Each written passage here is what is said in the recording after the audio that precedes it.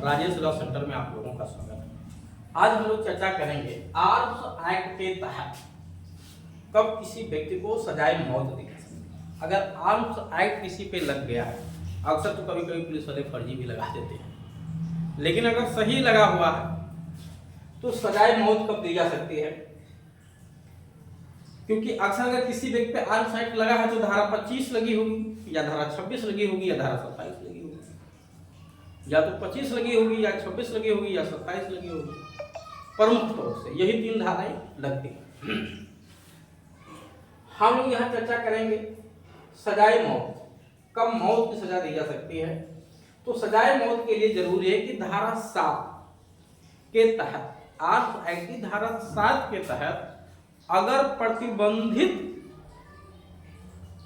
आग्नेयास्त्र या गोला बारूद का कोई व्यक्ति उपयोग करता है और उस प्रतिबंधित गोला बारूद या यानी जो है हथियार, जिसको आर्म्स आयुध कहते हैं, आग्नेयास्त्र का यूज करता है, ऐसे पटाखे, गोला बारूद, बंदूकें जो प्रतिबंधित हैं केंद्र सरकार द्वारा, अगर उन्हें यूज करता है तो यूज करने पे भी सजा है।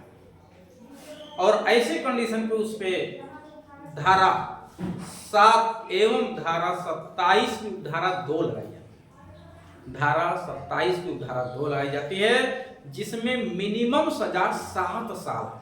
यानी प्रतिबंधित गोला बारूद को यदि आपने यूज किया है तो मिनिमम सजा 7, अधिकतम आजीवन कारावास प्लस जुर्माना पे लगाया जाए।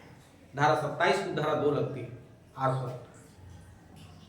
अब प्रतिबंध ये कि अगर प्रतिसिद्ध गोला बारूद ऐसा है जिसपे केंद्र सरकार की अनुमति लेना जरूरी है, बिना केंद्र सरकार के अनुमति के उसे हम कब्जे में नहीं रख सकते, यूज नहीं कर सकते, तो बिना केंद्र सरकार की मंजूरी के केस नहीं चलेगा। अब क्या केंद्र सरकार के अलावा जिला मजिस्ट्रेट भी मंजूरी दे सकता है? तो बिल्कुल दे सकता है, क्योंकि केंद्र सरकार को ये पावर है कि वो चाहे तो अपनी शक्तियों को जिला मजिस्ट्रेट को डेलीगेट कर सकते हैं, सिवाय रूल मेकिंग पावर को छोड़ करके। तो अगर जिला मजिस्ट्रेट को डेलीगेट कर रखे तो जिला मजिस्ट्रेट भी परमिशन दे सकता है मौत पे। तो कोई बड़ा इशू नहीं है कि जिला मजिस्ट्रेट ने को परमिशन दे दिया। अब अगर उस प्रतिबंधित गोला बारूद या आयुध के यूज करने से, तो यहाँ 27 की उपधारा 1 की सजा, 2 की सजा मैंने आपको बता दी, 2 की सजा बता दी कि प्रतिबंधित गोला बारूद या आग्नेयास्त्र का प्रयोग कोई व्यक्ति करता है तो उसे कम से कम 7 साल की कारावास, जो आजीवन कारावास तक हो सकेगा, और जुर्माना भी दिया जाएगा।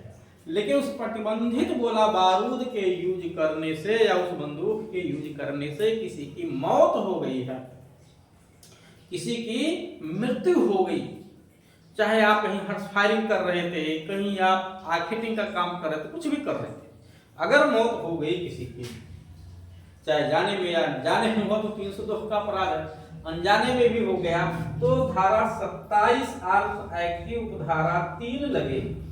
और जिसमें ऐसे व्यक्ति को जिसने उसका प्रयोग किया जिससे उस किसी की मौत हुई, कम से कम आजीवन कारावास जो मृत्यु दंड तक हो सके और जुर्माना भी लगाया जाएगा।